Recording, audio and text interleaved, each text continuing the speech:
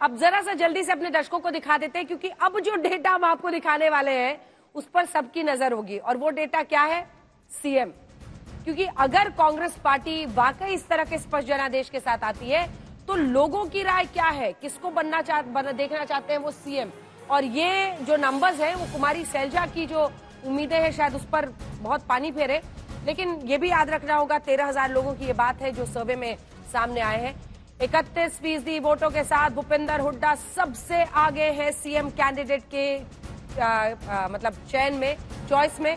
22% के साथ नंबर 2 पर नायब सिंह सैनी है। ये भी दिलचस्प है मुझे लगता है, क्योंकि बीजेपी की तरफ से वही थे।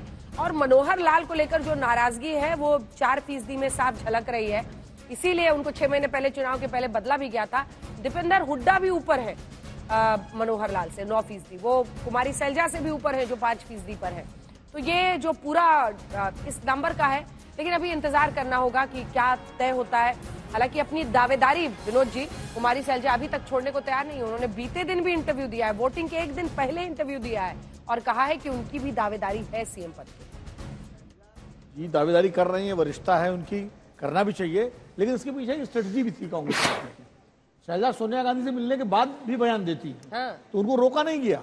वो स्ट्रेटजी ये थी जो मुझे कांग्रेस के नेताओं से पता लगी कि वो जो दलित वोट है उसके अंदर ये रहे कि भाई चांस लगा तो सैलजा बन सकती हैं, तो कहीं बिखरे नहीं। अगर एकदम से हुड्डा के पक्ष में पलड़ा घुमा देंगे तो फिर वोट खिसकने का भी डर हो सकता है। तो इसलिए उसको माना जा रहा है कि अपने नॉन जाट वोट को एड्रेस करने के लिए ये एक स्ट्रेटजी का पार्ट भी हो सकता है। एक लाइन में ये इलेक्शन, अगर यही अनुमान रिजल्ट्स में इधर जल्दी से यही इलेक्शन में रिजल्ट्स होते हैं तो ये क्या कह रहा है? 24 के बाद यही इलेक्शन हुआ है, ये क्या कह रहा है? ये कंटिन्यूटी ऑफ मैंडेट कह रहा है। बहुत सीधी सी बात है जिस जगह पे। और एक बात मैं ये कहना चाहता हूं कि देखिए, बहुत सारे हम लोग समीकरण और बहुत तामझाम देखते हैं, ये खड़ा किया गया, उसको हिलाया गया, ये अनाउंस किया गया। लेकिन मोटे तौर पर 28 सालों में अंजना मुझे एक बात समझ में आई, जनता का जब बदलाव का मूड होता है ना, एक बार मूड बन जाता है पलटने का, बदलने का। उठाइए कुमारी सैलजा कुछ कीजिए, उसके बाद में फिर वो बहुत ज्यादा हिलता डुलता। ठीक है, जल्दी से एक लाइन सिर्फ। नहीं देखिए, मैं इस मैंडेट को मान करके चलता था कि 10 साल की एक एंटी इनकम्बेंसी जो है वो हरियाणा के अंदर काम करेगी। और 2024 के बाद जो पार्लियामेंट्री इलेक्शन चुनाव हुआ है उसके बाद से कहीं ना कहीं भारतीय जनता पार्टी का, जिसको हम कहते हैं मोमेंटम, कहीं ना कहीं वो मोमेंटम डिस्टर्ब हुआ है। ठीक, भारत एक बहुत बड़ी जीत उसी को ये रिफ्लेक्ट कर रहा है। आशुतोष जी, 2 लाइन। बीजेपी से थकान है।